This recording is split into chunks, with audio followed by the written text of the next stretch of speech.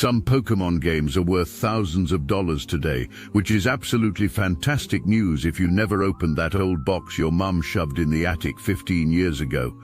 If you actually kept it sealed, and I mean pristine, untouched, never opened obviously, congratulations, you basically invested better than crypto.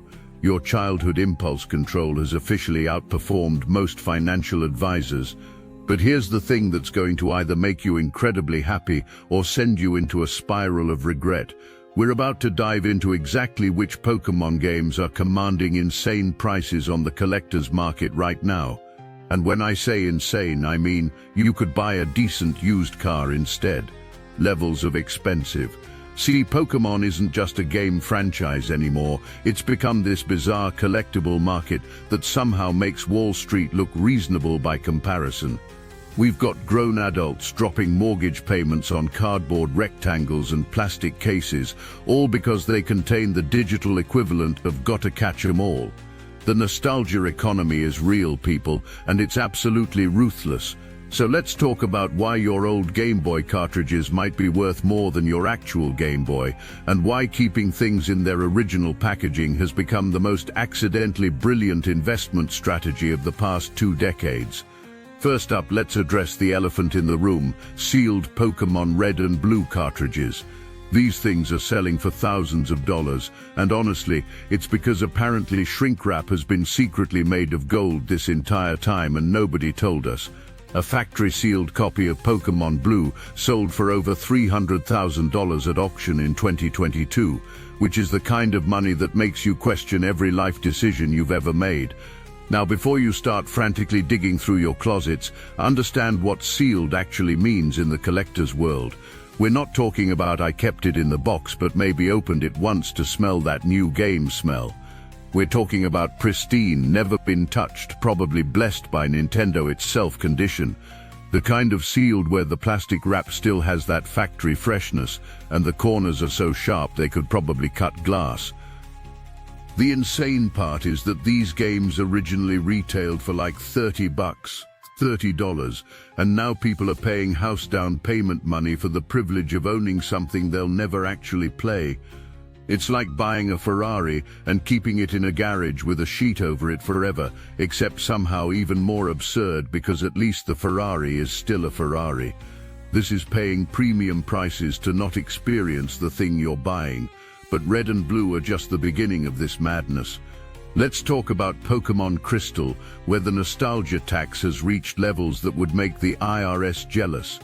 Everyone suddenly decided that Suicune is apparently priceless, and Crystal cartridges are selling for hundreds or thousands depending on condition.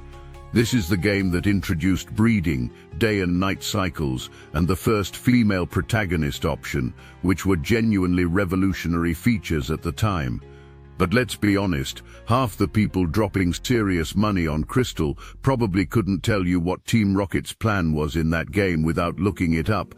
The weird thing about Crystal's value is that it came out right at that awkward transition period where Game Boy Color games weren't quite as ubiquitous as the original Game Boy titles, but they weren't rare enough to feel truly special either. It's like Crystal existed in this perfect storm of just uncommon enough to feel exclusive, but just common enough that people actually remember playing it. Then we've got Pokemon Emerald, which is where the collector's market starts getting genuinely bizarre.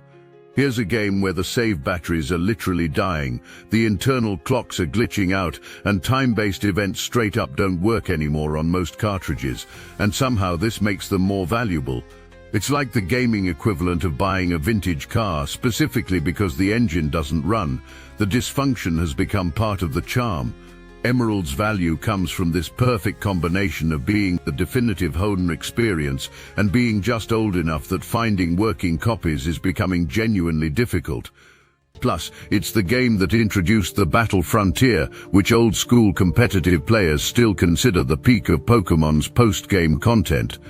So you've got nostalgic casual players and hardcore competitive players, both driving up demand for a game that again might not actually function properly anymore.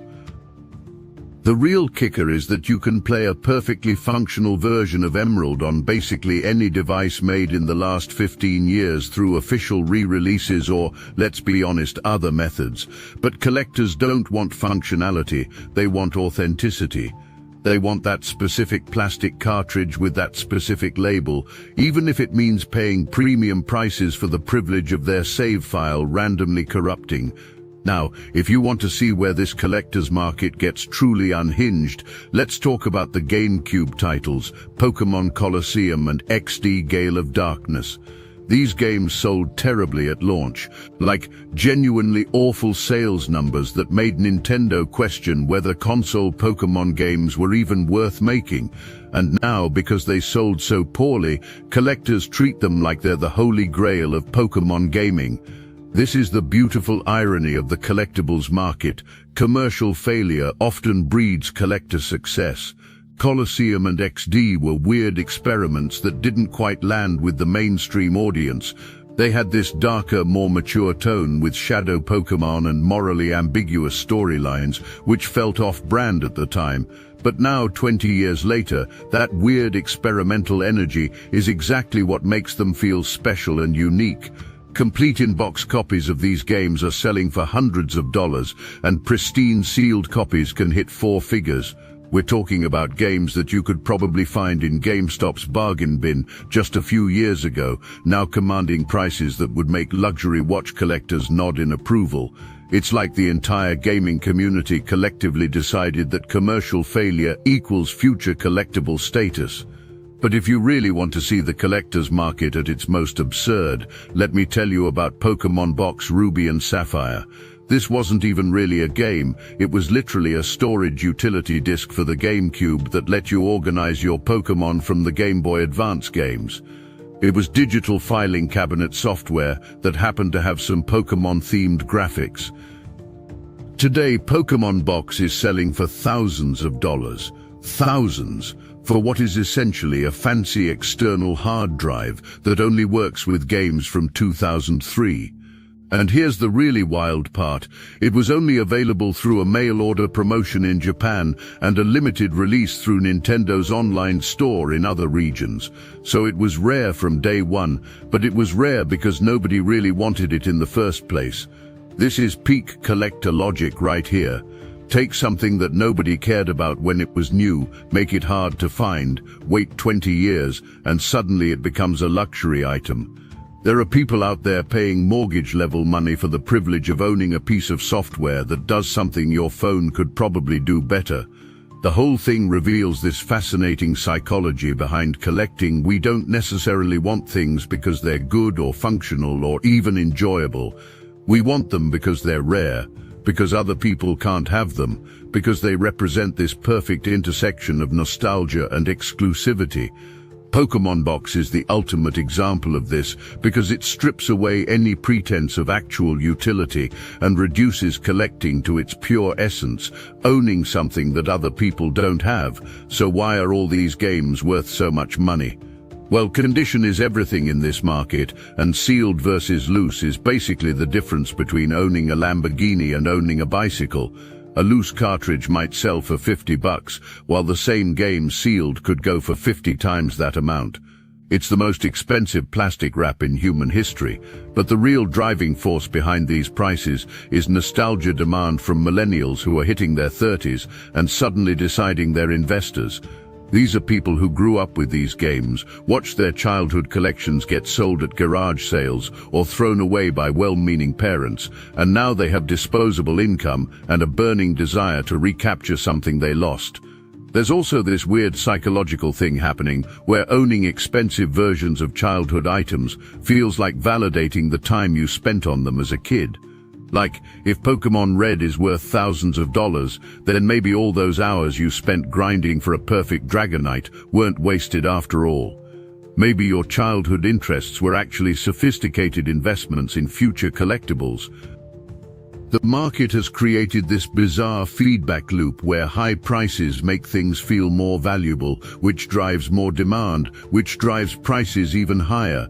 It's like the entire Pokemon collecting scene has convinced itself that plastic cartridges are fine art and that paying premium prices is a sign of sophisticated taste rather than, possibly questionable financial priorities. But here's what's really fascinating about this whole phenomenon. It's not just about the games themselves. It's about owning a piece of gaming history, about preserving these artifacts from a time when physical media actually mattered. In a world where everything is digital downloads and cloud saves, there's something genuinely meaningful about owning the actual plastic and silicon that contained these experiences.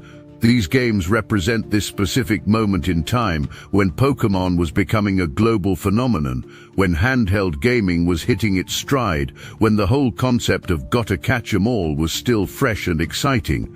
Owning a sealed copy isn't just about having the game, it's about owning that moment, preserving it exactly as it existed back then. And honestly, there's something kind of beautiful about that, even if the prices have gotten completely out of hand.